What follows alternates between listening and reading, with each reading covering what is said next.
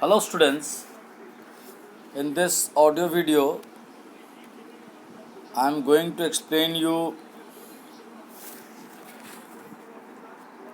about the multiplier. Due to additional investment there is multiplied impact on income. Means due to additional investment income rises by more than the investment. तो यहाँ हम लोगों ने समझा था कि multiplier को अगर के से डिनोट करें तो डेल्टा वाई मतलब change in income due to change in additional investment upon में है डेल्टा आई। तो ये जो होगा वो हमेशा डेल्टा वाई डेल्टा आई से ग्रेटर रहेगा, ये ऐसा कहना है। और जैसे इसमें एक एग्जांपल हम लोगों ने देखा था कि if investment increases by 15 crore, यानी एडिशनल इन्वेस्टमेंट इकोनॉमी में आई है 15 करोड़ की, and as a consequence income increases by 60 crore, income बढ़ गई इकोनॉमी में 60 करोड़ से। तो यानी जो डेल्टा वाई है और डेल्टा आई है, इन दोनों के बीच में क्या रिलेशनशिप हुआ, K is equal to delta Y upon delta I, that is 60 upon 15, तो आया 4 टाइम्स, ये आया। तो आगे से पढ़ते हैं कि relationship between multiplier and MPC, marginal propensity to consume. अगर इकोनॉमी में एडिशनल इन्वेस्टमेंट के कारण लोगों की आमदनी बढ़ी इन्वेस्टमेंट से कहीं ज़्यादा, तो उसका लोगों के कंजम्पशन पे क्या असर पड़ता है, देखते हैं।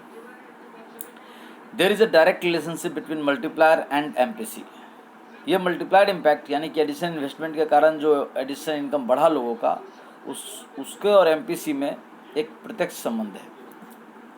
Higher the value of MPC higher the multiplier, जितना ज़्यादा एमपीसी होगा उतना ज़्यादा मल्टीप्लायर होगा, एंड वाइस वर्सा, मतलब जितना छोटा एमपीसी होगा उतना छोटा मल्टीप्लायर होता जाएगा। In fact multiplier is often estimated with reference to MPC, यानी वास्तव में मल्टीप्लायर को तो हमेशा एमपीसी के रेफरेंस में, संदर्भ में अनुमान लगा करके पढ़ा जाता है। K is equal to 1 upon 1 minus MPC, K is equal to 1 by 1 minus MPC. This equation establishes a direct relationship between MPC and K. मतलब ये जो इक्वेशन है K is equal to 1 by 1 minus MPC, ये MPC और K में एक direct relation यानी सीधे संबंध को दिखाता है। अब यहाँ देखिए, if MPC is equal to 0.5 MPC, और के का फॉर्मूला क्या होता है, K is equal to 1 upon 1 minus MPC. तो यहाँ देखिए K is equal to 1 by 1 minus MPC का वैल्यू 0.5 घटा दिया, तो 1 बाई 0.5 इज इक्वल टू 2 आया हमारा के मल्टीप्लायर। और अगर सपोज, यानी अभी देखिए एमपीसी छोटा है 0.5 है, तो के 2 आया है। लेकिन अगर सपोज कीजिए एमपीसी 0.8 पहले से ज़्यादा हो जाए, तो K is equal to 1 by 1 minus MPC, तो 1 माइनस एमपीसी के बदले में 0.8 डाले, इजकल टू 1 बाई 0.2। अब अगर 1 में 0.2 से डिवाइड करते तो 5 टाइम्स निकला। यानी हम क्या देख रहे हैं, जितना एमपीसी का वैल्यू लोअर होता है उतना के भी लोअर आता है, मल्टीप्लायर भी लोअर आता है, और जैसे एमपीसी बढ़ते जाता है मल्टीप्लायर भी बढ़ते जाता है। तो ये हम तो समझ गए, है ना। अब इसको देखते हैं, how do we find that K is equal to 1 upon 1 minus MPC. मैंने ये कैसे पता चला कि रिलेशनशिप होगा, तो देखिए इसको समझा रहा है। We know that K is equal to delta Y upon delta I. हम लोग जानते हैं अभी कि भाई के का वैल्यू होता है delta Y upon delta I, and we also know that Y is equal to C plus I, माने इक्विलिब्रियम कंडीशन में। तो accordingly delta Y is equal to delta C plus delta I, बिल्कुल सही बात है। अगर Y is equal to C plus I होता है, इसका मतलब है delta Y is equal to delta C plus delta I होगा। यानी डेल्टा सी माने change in consumption plus change in investment. और डेल्टा वाई कैसे निकलेगा, तो सॉरी डेल्टा आई कैसे निकलेगा, तो delta I is equal to, इसी में देखिए delta Y minus delta C. तो डेल्टा आई क्या निकला formula, delta Y minus delta C. अब हम लोग देखे formula K is equal to delta Y upon delta I होता है। तो यहाँ के देखिए इधर नीचे में के इजकल टू, ऊपर में तो डेल्टा वाई लिख रहा है लेकिन नीचे में डेल्टा आई के बदले में delta Y minus delta C लिख दिया। Dividing right hand side of the equation by delta Y, इधर के हो गया लेफ्ट हैंड साइड और राइट हैंड साइड हो गया delta Y upon delta Y minus delta C. तो delta Y minus delta C इन सब में किससे डिवाइड कर रहे हैं? डेल्टा वाई से अगर डिवाइड करें, यानी न्यूमरेटर डिनोमिनेटर दोनों को अगर डिवाइड करें तो ऊपर में delta Y upon delta Y is equal to 1 रह गया, नीचे में delta Y upon delta Y ये भी 1 हो गया, और minus delta C upon delta Y ये एमपीसी का फॉर्मूला होता है। ये हम लोग पहले ही पढ़ चुके हैं, बहुत पहले ही पढ़ चुके हैं। तो delta C upon delta Y किसका फॉर्मूला है? एमपीसी का। इसीलिए के इजकल टू 1/1 माइनस एमपीसी।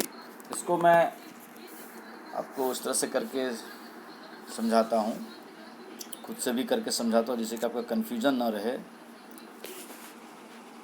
हाँ,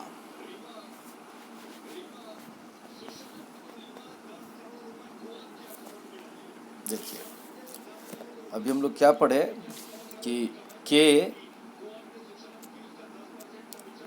इजकल टू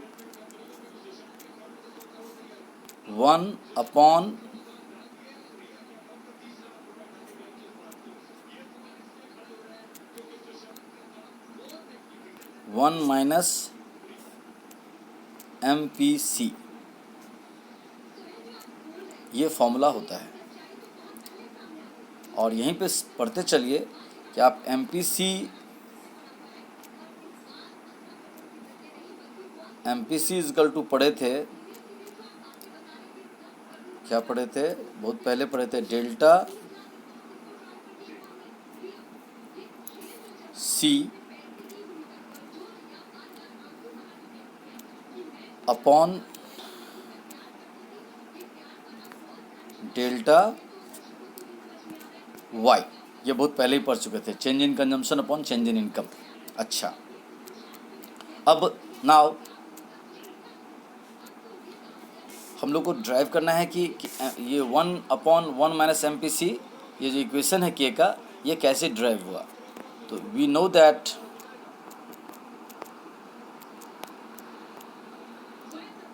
हम लोग जानते हैं y is equal to C plus I, ये होता है। और इकोनॉमी में अगर क्या कहते हैं एडिशन इन्वेस्टमेंट आया है इकोनॉमी में, तो उसके कारण क्या होगा? इकोनॉमी का इनकम चेंज होगा। तो डेल्टा वाई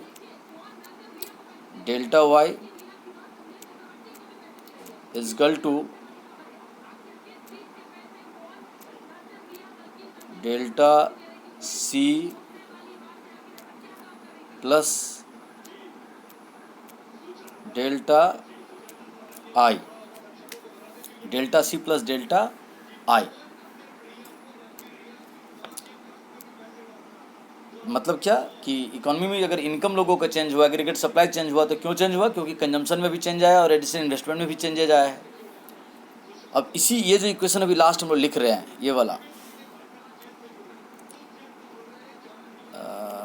ये इक्वेशन, अगर आप इसको इक्वेशन 2 ले लें, क्योंकि इससे पहले एक इक्वेशन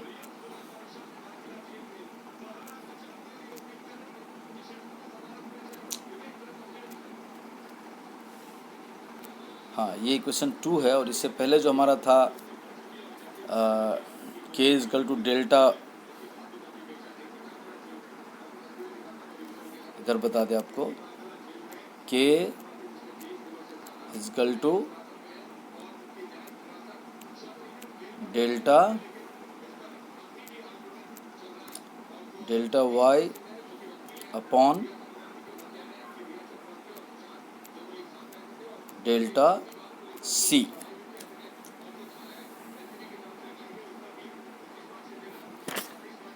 सॉरी, डेल्टा आई, ये इसको इक्वेशन 1 ले लेते हैं।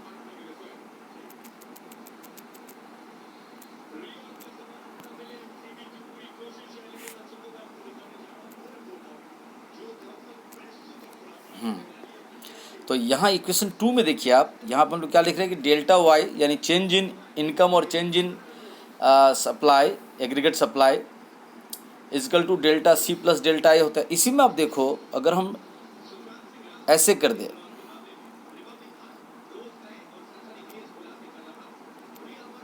Delta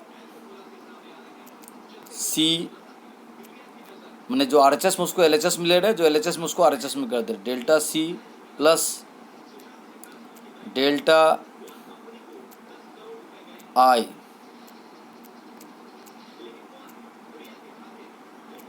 is equal to delta Y. इसी को इक्वेशन 2 को ही इस तरह से कर लिए। अब इसमें देखिए डेल्टा आई को LHS में छोड़ देते हैं, डेल्टा आई को LHS में छोड़ दिए, and delta Y already RHS में है, डेल्टा वाई ऑलरेडी RHS में है। अगर उसके बगल में हम ले आते हैं LHS से खींच करके डेल्टा सी को, डेल्टा सी को,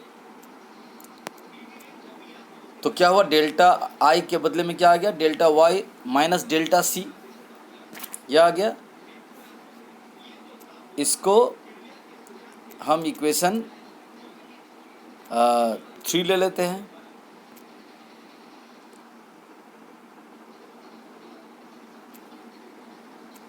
ओके, अब देखिए हमारा जो इक्वेशन 1 था, क्या था, इक्वेशन 1 क्या था, देखिए ऊपर में इक्वेशन 1 हमारा था k is equal to delta Y upon delta I, k is equal to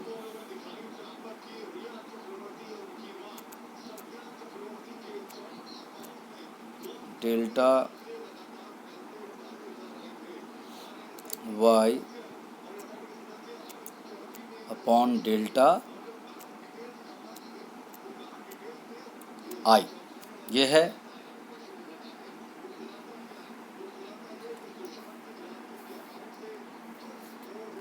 अब इसमें क्या करते हैं, k इजकल टू LHS में रहने दे रहे हैं, यहाँ पे लिख रहा हूँ सब्स्टिट्यूटिंग, क्या लिखेंगे, substituting the value of delta I is equal to delta Y minus delta C from 3, delta Y minus delta C from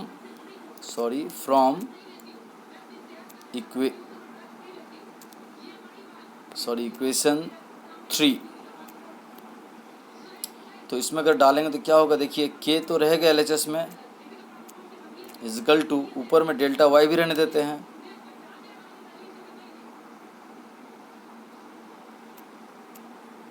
delta Y. अब अपॉन में देखिए क्या हो रहा, डेल्टा आई हटा कर उसके बदले में डालेंगे delta Y minus delta C,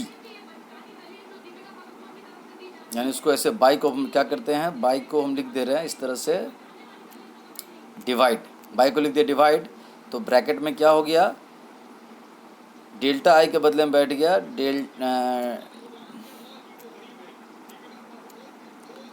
delta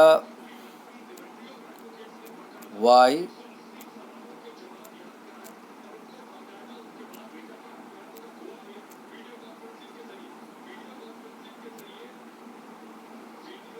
minus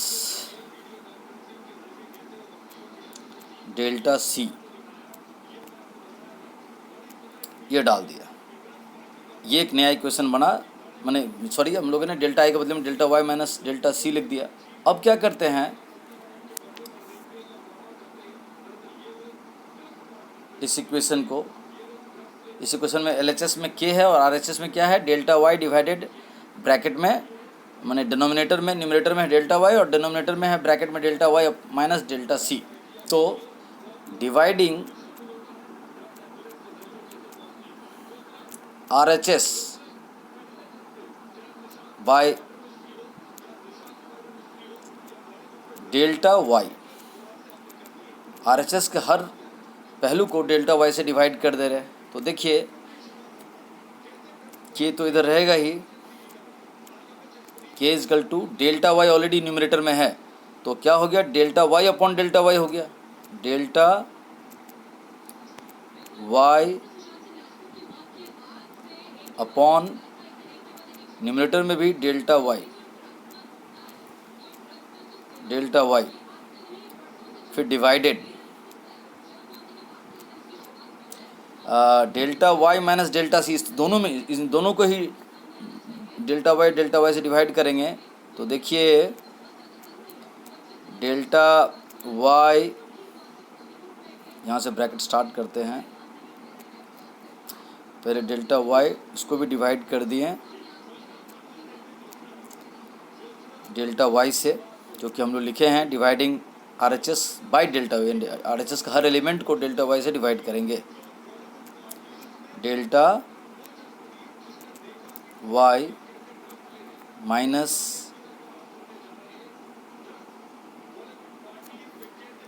delta C by delta Y, delta C upon delta Y. अब आप देखो LHS में तो के है, बट RHS में delta Y by delta Y तो कट के क्या आ गया, 1 आ गया। और इस डिवाइड को चलिए लिखते हैं डिवाइड, अभी डिवाइड ही लिखते हैं। फिर ब्रैकेट में देखिए ज़रा ध्यान से, जो delta Y upon delta Y है ब्रैकेट में, स्मॉल ब्रैकेट में, मैं यहाँ बिग ब्रैकेट लिख दिया, उसको कट करके क्या आ गया, 1 आ गया। फिर minus delta C by delta Y, अभी आपको ऊपर बताए थे कि delta C upon delta Y क्या होता है, MPC होता है। यहाँ लिख दिया हम लोगों ने माइनस C,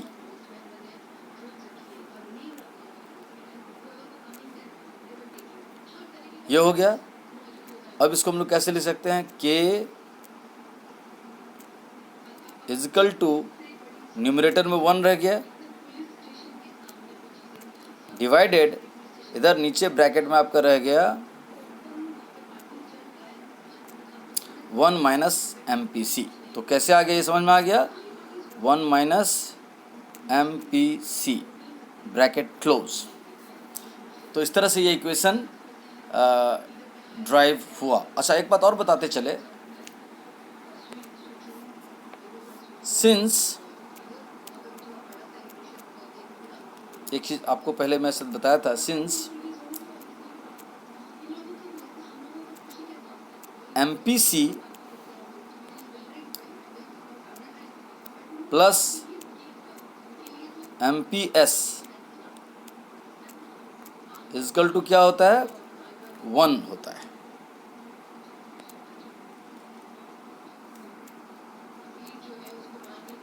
Therefore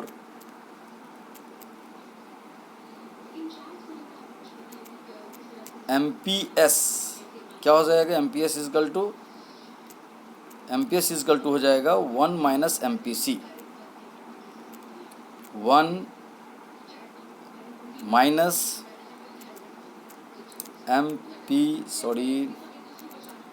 MPC, ये हो जाएगा,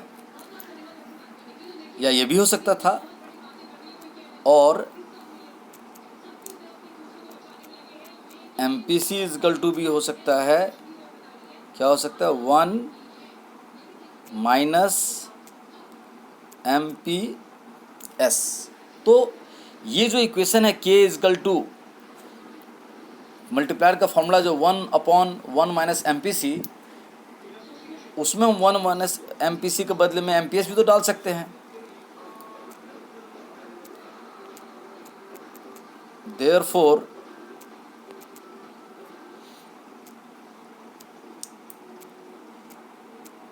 k is equal to 1 upon नीचे में MPS हो गया।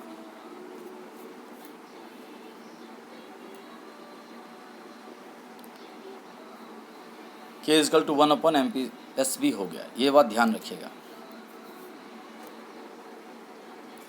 और यहाँ ये भी सीख लीजिए, MPS अगर फाइंड आउट करना हो तो MPS का फॉर्मूला तो आप सीखे ही हैं, लेकिन ये भी फॉर्मूला हो सकता है 1 upon K, 1 upon K।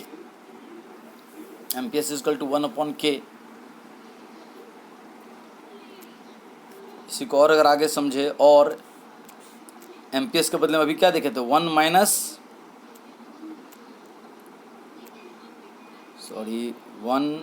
Minus MPC is equal to 1 upon K।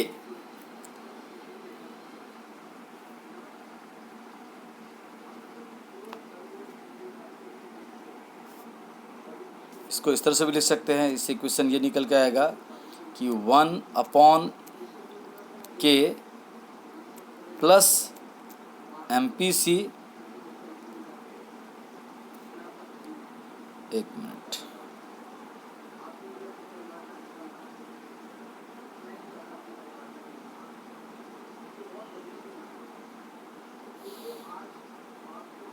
यहाँ से इसका पैराग्राफ चेंज हो जाएगा। हाँ, इधर से देखिए, 1 अपॉन K प्लस MPC, ये जो माइनस MPC है वो 1/K की तरफ आ गया तो प्लस MPC हो गया, is equal to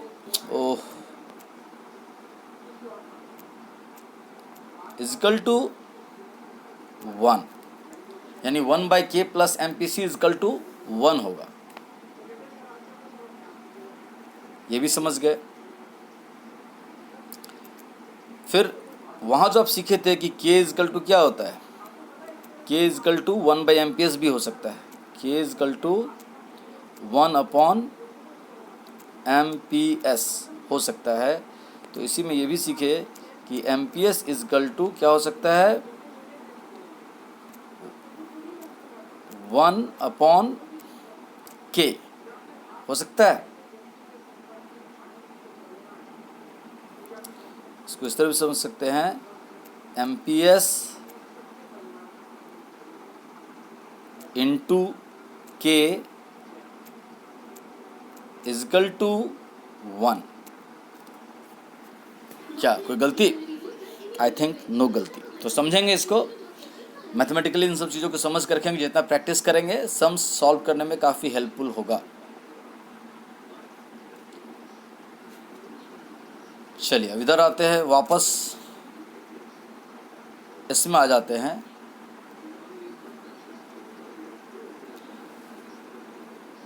Let us understand the logic behind the direct relationship between MPC and multiplier. It runs like this. Additional investment, delta A means additional expenditure in the economy. सही बात है।